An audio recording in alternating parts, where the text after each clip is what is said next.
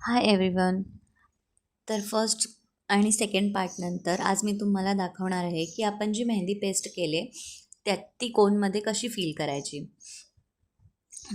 तर आपण काय करणार आहोत की ते आपण एक सॉक्स घेतला आहे, आणखी पायपिंग बॅग घेतली आहे. त्यामध्ये सॉक्समध्ये आपण ही मेहंदी जी आपण पेस्ट केली ती त्यामध्ये भरून घेणार आहोत आणि ते पायपिंग बॅगमध्ये आपण गाळून घेणार आहोत.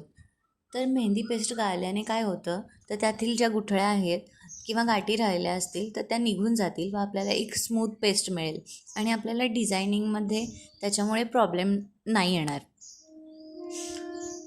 सो आता आपण काय करतो आहे, पेस्ट गाळून घेतल्यावरती ती आपण कोनमध्ये फिलअप करणार आहोत.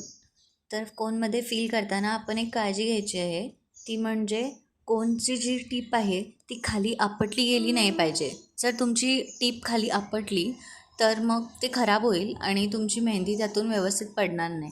मीन्स तुम्ही स्टार्ट केल्यानंतर असं गोळ्या गोळे गोळे गोळे गोळे असे पडतील, एक स्मूथनेस नाही येणार. म्हणजे लाईन काढताना वगैरे तुम्हाला लाईन तुटत जातील, हा प्रॉब्लेम फेस करावा लागेल.